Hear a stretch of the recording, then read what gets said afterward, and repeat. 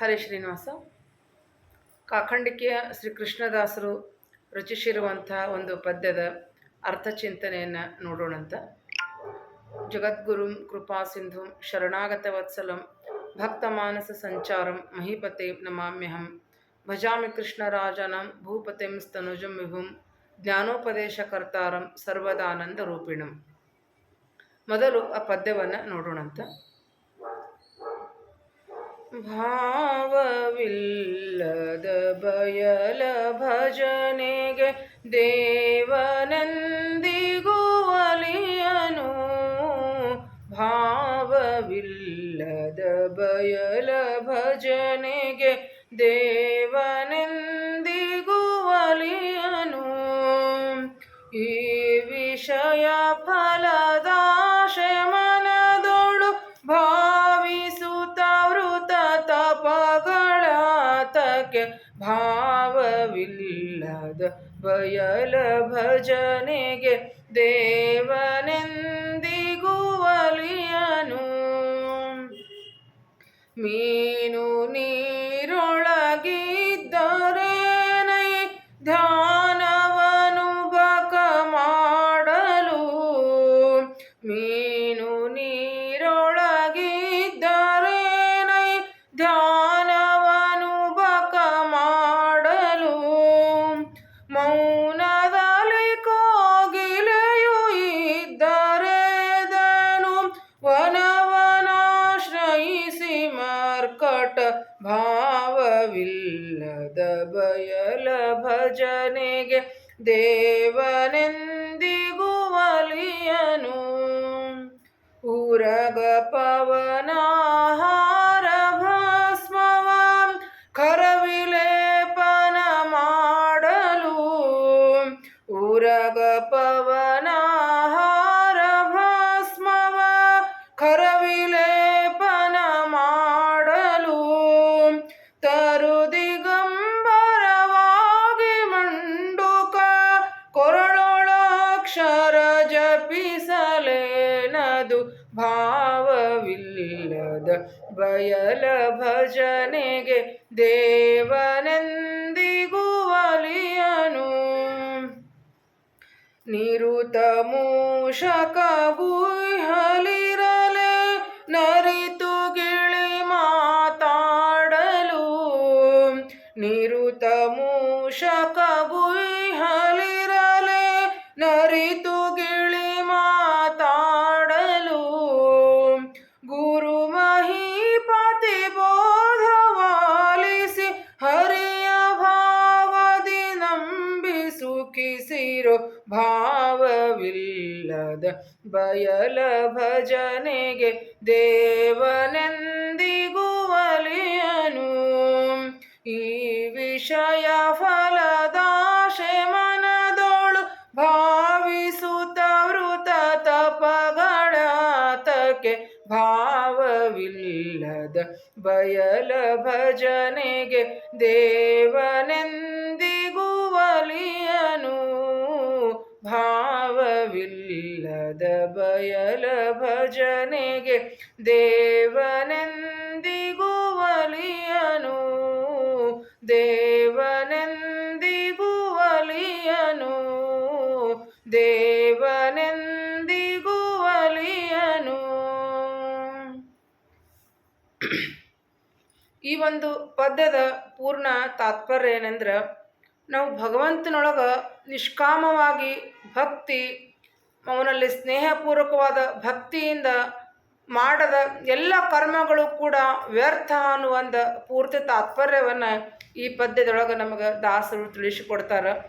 ಭಾವವಿಲ್ಲದ ಬಯಲ ಭಜನೆಗೆ ಅಂದ್ರೆ ನಾವು ಭಜನೆ ಮಾಡ್ತೀವಿ, ಹಾಡ ಹಾಡ್ತೀವಿ ದಿವಸ, ಆದ್ರೆ ಆ ಭಕ್ತಿ ಹಾಡು ಹೊತ್ನಾಗ ಅದು ಹಾಡಿನ ಒಂದು ತಾತ್ಪರ್ಯ ಆಗಲಿ, ಅದರೊಳಗೆ ದಾಸರು ಏನೋ ಒಂದು ಅರ್ಥವನ್ನು ತಿಳಿಸಿಕೊಡ್ತಾರ ಅನ್ನೋ ತಾತ್ಪರ್ಯವನ್ನು ತಿಳಿದುಕೊಳ್ಳಲಾರದೆ ಕೇವಲ ಒಂದು ಭಜನೆ ಮಾಡ್ಲಿಕ್ಕತ್ತೀವಪ್ಪ ಅಂತ ತಿಳ್ಕೊಂಡು ಮಾಡಿದ್ರೆ ಅಂಥ ಭಜನೆಗೆ ಭಗವಂತ ಎಂದೂ ಒಲಿಯುವುದಿಲ್ಲ ಅಂತ ಹೇಳ್ತಾರೆ. ನಾವು ಭಗವಂತನ ನಾಮಸ್ಮರಣೆ ಭಜನೆ ಮಾಡ್ಬೇಕಾದ್ರೆ ನಮ್ಮ ಭಗವಂತನೊಳಗೆ ಸ್ನೇಹಪೂರ್ವಕವಾದ ಒಂದು ಭಕ್ತಿ ಬೇಕು. ಭಕ್ತಿ ಅಂದ್ರೆ ಈ ಪ್ರೀತಿ, ಭಗವಂತನೊಳಗೆ ಈಗ ನಮ್ಮ ಮನೆಯೊಳಗೆ ನಮ್ಮ ಮನೆ ಸದಸ್ಯರ ಮೇಲೆ ನಮ್ಗೆ ಯಾರು ಆತ್ಮೀಯರು ಇರ್ತಾರ ಅವ್ರ ಮೇಲೆ ನಾವು ಮಗ ಆಗಲಿ ಗಂಡ ಹೆಂಡತಿ ಒಬ್ರಿಗೊಬ್ರೊಳಗೆ ಎಷ್ಟು ಒಂದು ಪ್ರೀತಿ ಒಂದು ಇರ್ತದಲ್ಲ, ಆ ಪ್ರೀತಿ ಏನದ ನಮ್ಗೆ ಭಗವಂತನ ಕಡೆ ಬೇಕು. ಅಂಥ ಒಂದು ಸ್ನೇಹಪೂರ್ವಕವಾದ ಪ್ರೀತಿಪೂರ್ವಕವಾದ ಭಕ್ತಿಯಿಂದ ಮಾಡಿದ ಒಂದು ಭಜನೆಗೆ ಮಾತ್ರ ಭಗವಂತ ಒಲಿತಾನ. ಅದರ ಏನು ನಮ್ಮ ಭಕ್ತಿ ಭಾವ ಇಲ್ಲದೆ ಮಾಡಿರ್ತಕ್ಕಂಥ ಯಾವ ನಮ್ಮ ಭಜನೆ, ಸಂತನಕ ಕೂತು ಭಜನೆ ಮಾಡ್ರಿ, ಸಂತನ ಕೂತು ಹಾಡ ಹಾಡ್ರಿ, ಸಂತನ ಕೂತು ಭಗವಂತ ನಾಮಸ್ಮರಣೆ ಮಾಡ್ರಿ. ಅದರ ಏನು ಕೇವಲ ಅದೊಂದು ಯಂತ್ರದ ಟೈಪ್ ನಾವು ಮಾಡ್ದಂಗೆ ಆಗ್ತದೆ ಹೊರತು ಅದರೊಳಗೆ ಭಕ್ತಿ ಇರಲಾರ್ದೆ ಮಾಡಿರ್ತಕ್ಕಂಥ ಒಂದು ಭಜನೆಗೆ ಆ ಭಗವಂತ ಯಾವತ್ತೂ ಒಲಿಯುವುದಿಲ್ಲ ಅನ್ನುವುದನ್ನು ಮೊದಲನೇ ಸಾಲೊಳಗೆ ಹೇಳುತ್ತಾರೆ. ಮತ್ತು ಈ ವಿಷಯ ಫಲದಾಶಯಮನದ್ರೊಳಗೆ ಭಾವಿಸುತ್ತಾ ವೃತ್ತ ತಪ್ಪಗಳೇ ಆತಕ್ಕೆ ಇಲ್ಲಿ ಹೇಳ್ತಾರೆ. ನಾವು ಯಾವುದೇ ಒಂದು ಕರ್ಮ ಮಾಡಬೇಕಾದ್ರೆ ನಿಷ್ಕಾಮ ಕರ್ಮ ಮಾಡ್ಬೇಕಂತ, ಅಂಥ ಒಂದು ಭಕ್ತಿಗೆ ಮಾತ್ರ ಭಗವಂತ ಒಲಿತಾನೆ. ಈಗ ಈಗ ಒಂದು ಹರಿಕಥಾಂಸಾರದೊಳಗೆ ಒಂದು ಕಡೆ ಹೇಳ್ತಾರೆ, ವ್ಯಾಧಿಂ ಪೀಡಿತ ಶಿಶುವಿಗೆ ಗುಡೋದಕವ ನೆರೆದು ಅದಕ್ಕೆ ಔಷಧವ ತೇದು ಕುಡಿಸುವ ತಾಯಿ ಓಪಾದಲ್ಲಿ ಸರ್ವಜ್ಞ ಬಾದರಾಯಣ ಭಾಗವತಾದಲ್ಲಿ ಪೇಳಿದನು ಧರ್ಮಾದಿಗಳ ಫಲವೆಂದು ಅಂತ ಹೇಳ್ತಾರೆ. ಅಂದ್ರೆ ಈಗ ಯಾವುದೇ ಒಂದು ನಾವು ವಿಷ್ಣು ಸಹಸ್ರನಾಮ ಅಂತ ಓದ್ತೀವಿ, ಒಂದು ಸತ್ಯನಾರಾಯಣ ಕಥೆ ಅಂತ ಮಾಡ್ತೀವಿ, ಅದ್ರ ಎಲ್ಲಕ್ಕೂ ಕೂಡ ಏನದ ಒಂದು ಫಲಸ್ತುತಿ ಅಂತ ಇಟ್ಟಿರ್ತಾರೆ. ಇದನ್ನ ಮಾಡಿದ್ರೆ ಈ ಒಂದು ಫಲ ಸಿಗ್ತದ ಅಂತ ಹೇಳ್ತಾರೆ. ಆದ್ರೆ ಫಲ ಎದಕ್ಕೆ ಇಲ್ಲಿ ತನ ಇರ್ಬೇಕಂದ್ರೆ ಫಲ, ಈಗ ಒಂದು ತಾಯಿ ಒಂದು ಮಗನಿಗೆ ಒಂದು ಔಷಧ ಕುಡಿಸ್ಬೇಕಾಗಿರ್ತದೆ, ಅದು ಔಷಧ ಕೈ ಅದ ಅಂತ ತಿಳ್ಕೊಂಡು ತಾಯಿ ಏನು ಮಾಡ್ತಾಳೆ, ಮಗನಿಗೆ ಮೊದಲಿಗೆ ಒಂದು ಸ್ವಲ್ಪ ಬೆಲ್ಲವನ್ನು ತಿನ್ನಿಸ್ತಾಳ ಅಂತ. ಅಂದ್ರೆ ಬಾಯಿ ಶೀ ಆತಂದ್ರೆ ಮುಂದೆ ಅದನ್ನು ಮಗು ಏನು ಮಾಡ್ತದ, ಮತ್ತೆ ನನ್ನ ತಾಯಿ ನನಗೆ ಬೆಲ್ಲನೇ ಹಾಕ್ತಾಳ ಅಂತ ತಿಳ್ಕೊಂಡು ಬಾಯಿ ತೆಗಿತದ. ಅವಾಗ ಏನು ಮಾಡ್ತಾಳೆ, ಕೈ ಔಷಧವನ್ನು ಬಾಯಿಗೆ ಹಾಕ್ತಾಳೆ. ಹಂಗೆ ನಮ್ಗೆ ಫಲಗಳನ್ನು ಹೇಳಾರಂತ ಧರ್ಮಾದಿಗಳು ಫಲವೆಂದು ಅಂತಿಕೊಂಡು ಹೇಳ್ತಾಳೆ. ಅಂದ್ರೆ ಫಲಗಳು ಎದಕ್ಕೆ, ಮೊದಲು ನಿಮ್ಗೆ ಪ್ರಾರಂಭದೊಳಗೆ ಭಗವಂತನೊಳಗೆ ಆಸಕ್ತಿ ಹುಟ್ಲಿ, ಅವನೊಳಗೆ ಮಾಡಬೇಕು ಅನ್ನೋ ಆಸಕ್ತಿ ಹುಟ್ಲಿ ಅಂತಿಕೊಂಡು ಕೆಲವೊಂದು ಫಲಗಳನ್ನು ಹೇಳ್ಯಾರ. ಹಿಂಗೆ ಮಾಡಿದ್ರೆ ಈ ಫಲ ಸಿಗ್ತದ ಅಂತಿಕೊಂಡು. ಆದ್ರೆ ನಿಜವಾಗ ನಮ್ಮ ಶಾಸ್ತ್ರ ಏನು ಹೇಳ್ತದೆ ಅಂದ್ರೆ, ಭಗವದ್ಗೀತೆಯೊಳಗೆ ಕೃಷ್ಣ ಹೇಳ್ತಾನೆ, ನಿಷ್ಕಾಮ ಕರ್ಮನೇ ನಮ್ಮನ್ನ ಈ ಒಂದು ಭವಸಾಗರದ ದಾಟಿಸ್ಲಿಕ್ಕೆ ಒಂದು ಹಾದಿ ಅಂತ ಹೇಳ್ತಾರೆ. ನಾವು ಭಗವಂತನೊಳಗೆ ಯಾವುದೇ ಫಲಾಪೇಕ್ಷೆ ಇರ್ಲಾರ್ದೆ ಅವನಲ್ಲಿ ಭಕ್ತಿಯನ್ನು ಮಾಡಬೇಕು. ಯಾಕಂದ್ರೆ ಭಗವಂತನಿಗೆ ನಮ್ಗೆ ಏನು ಕೊಡಬೇಕು ಏನು ಕೊಡಬಾರ್ದು, ನಮ್ಗೆ ಏನು ಮಾಡಿದ್ರೆ ಚಲೋ ಏನು ಮಾಡಿದ್ರೆ ಕೆಟ್ಟ ಅನ್ನೋದು ಎಲ್ಲ ಭಗವಂತನಿಗೆ ಗೊತ್ತಿದ್ದೇ ಇರ್ತದೆ. ಅದು ಎಲ್ಲ ಒಂದು ಪ್ರದಕ್ಷಿಣ ನಮಸ್ಕಾರ ಹಾಕಿದ್ರೆ ಎಲ್ಲ ಹಾಕಿರ್ತೀವಿ, ಅದಕ್ಕೊಂದು 10 ಬೇಡಿಕೆಯನ್ನು ನಾವು ದೇವ್ರ ಮುಂದೆ ಇಡ್ತೀವಿ, ಗುರುಗಳ ಮುಂದೆ ಇಡ್ತೀವಿ. ಆದರೆ ಈ ಥರ ಒಂದು ಫಲವನ್ನು ಅಪೇಕ್ಷೆ ಇಟ್ಕೊಳ್ಳಾರ್ದೆ ನೀವು ಎಲ್ಲ ಒಂದು ಸಾಧನೆಯನ್ನು ಮಾಡ್ರಿ ಅಂತ ಹೇಳ್ತಾರೆ. ಈ ವಿಷಯ ಫಲದ ಆಶಯಮನದಳು ಭಾವಿಸುತ್ತಾ ವೃತ್ತ ತಪ್ಪಗಳೇ ಆತಕ್ಕೆ. ಮನಸ್ಸಿನೊಳಗೆ ಸಾಕಷ್ಟು ವಿಷಯ ಅಭಿಲಾಷೆಗಳನ್ನು ಫಲದ ಅಪೇಕ್ಷೆಯನ್ನು ಇಟ್ಕೊಂಡು ನೀವು ಸಾಕಷ್ಟು ವೃತ್ತವನ್ನು ಮಾಡ್ರಿ, ತಪಗಳನ್ನ ಮಾಡ್ರಿ, ಅದೆಲ್ಲವೂ ಕೂಡ ಯಾಕೆ ಅಂತಕೊಂಡು ಕೇಳ್ತಾರೆ. ಅದೆಲ್ಲವೂ ಕೂಡ ವ್ಯರ್ಥ. ನಿಷ್ಕಾಮವಾಗಿ ಕೇವಲ ಭಗವಂತ ನೀನು ನನಗೆ ಬೇಕು ಅಂತಿಕೊಂಡು ನಾವು ಭಗವಂತನಲ್ಲಿ ಭಕ್ತಿಯನ್ನು ಬೇಡಬೇಕೆ ಹೊರತು ಯಾವುದೇ ಒಂದು ಸಕಾಮ ಕರ್ಮಗಳನ್ನು ಮಾಡಬಾರ್ದು ಅಂತ ಹೇಳ್ತಾರೆ. ಇದೇ ಮಹಾಭಾರತ ಯುದ್ಧದೊಳಗೂ ಕೇಳ್ತೀವಿ ನಾವು, ಅರ್ಜುನ ಮತ್ತು ದುರ್ಯೋಧನ ಇಬ್ಬರು ಕೂಡ ಕೃಷ್ಣನ ಹತ್ತಿಕ್ಕೆ ಬರ್ತಾರ.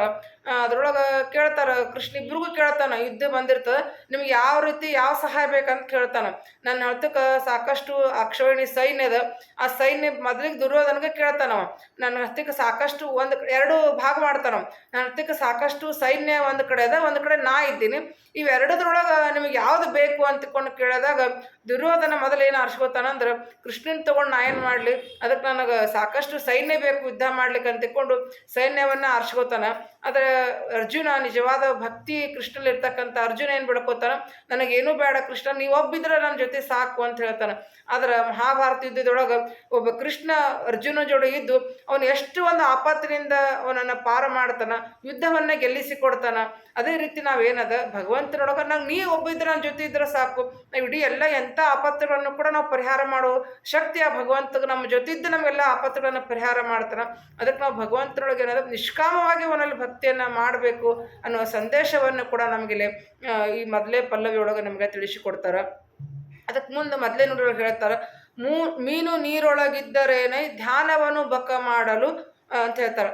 ಅಂದ್ರೆ ಈಗ ನಾವು ನೀರೊಳಗೆ ಕೂತು ಸಾಕಷ್ಟು ಜಪ ಮಾಡ್ತಿರ್ತೀವಪ್ಪ, ನೀರೊಳಗೆ ಕೂತು ನಾವು ತಪಸ್ಸು ಮಾಡ್ತೀವಿ ಅಂತಂದ್ರೆ ನೀ ಸಂತನಕ ನೀರೊಳಗೆ ಇರ್ತದ. ಅದ್ರೇನ ಮೀನಿಗೇನಪ್ಪ ನಾ ಈ ತಪಸ್ಸು ಮಾಡ್ಲಿಕ್ಕತ್ತೀನಿ ಅಂದೇನು ಅದಕ್ಕೆ ಜ್ಞಾನ ಇರೋದಿಲ್ಲ, ನೀರೊಳಗೆ ಕೂತಿರ್ತದ ಸಂತನಕ. ಆದ್ರೆ ಅದಕ್ಕೇನೋ ಅದು ಭಗವಂತನೊಳಗೆ ಭಕ್ತಿ ಇರೋದಿಲ್ಲ, ಅದನ್ನೇ ಯಾಂತ್ರಿಕವಾಗಿ ಅದು ನೀರೊಳಗೆ ಇರ್ತಕ್ಕಂಥ ಸಹಜ ಗುಣ ಅದರದು. ಅದೇ ರೀತಿ ಇರ್ತದೆ. ಅದು ನಾವು ಕೂಡ ಏನದ ನೀರೊಳಗೆ ನಿಂತು ತಪಸ್ ಮಾಡ್ತೀವಿ ಅಂತ ತಿಳ್ಕೊಂಡು ಆ ಭಗವಂತನೊಳಗೆ ಭಕ್ತಿ ಇಲ್ಲ ಏನಿಲ್ಲಾರ್ದೆ ಸಂತನಕ ನೀರೊಳಗೆ ನಿಂತು ನಾವು ತಪಸ್ ಮಾಡಿದ್ರೆ ಆ ತಪಸ್ಸು ಕೂಡ ವ್ಯರ್ಥ. ಅದ್ರೊಳಗೆ ಏನು ಬೇಕು ನಮಗೆ ಭಕ್ತಿ ಇಟ್ಕೊಂಡು ಮಾಡಿದ್ರೆ ಮಾತ್ರ ಆ ಒಂದು ತಪಸ್ಸಿಗೆ ಏನದ ಫಲ ಸಿಗ್ತದ, ಅದು ಭಗವಂತನಿಗೆ ಮುಟ್ತದ ಅದು ತಪಸ್ಸು ನಮ್ಮದು. ಆಮೇಲೆ ಧ್ಯಾನವನ್ನು ಬಕ ಮಾಡಲು, ಈಗ ಬಕಪಕ್ಷಿ ಧ್ಯಾನ ಮಾಡ್ತಿರ್ತದು. ಎದ್ರ ಸಂಬಂಧ ಧ್ಯಾನ ಮಾಡ್ತಿರ್ತದೆ ಬಕಪಕ್ಷಿ? ಎಲ್ಲ ಮೋಡದಿಂದ ಯಾವಾಗ ಮಳೆ ಆಗ್ತದೆ ಆ ನೀರಿನ ಸಂಬಂಧ ಅದು ಬಕಪಕ್ಷಿ ಹಾದಿ ನೋಡ್ತಿರ್ತದೆ. ಹಂಗೆ ನಾವು ಕೂತು ಸಂತನಕ ಧ್ಯಾನ ಮಾಡ್ತೀವಿ ಅಂತ ತಿಳ್ಕೊಂಡು ಬಾಯಾಗ ಒಟ ಅನ್ಕೊಂಡು ಧ್ಯಾನ ಮಾಡ್ತೀವಿ, ಅದ್ರ ಮನಸ್ಸಿನೊಳಗೆ ಏನಿರ್ತದೆ ನಮ್ಮ ಭಗವಂತನ ಬಗ್ಗೆ ಭಕ್ತಿನೇ ಇರೋದಿಲ್ಲ.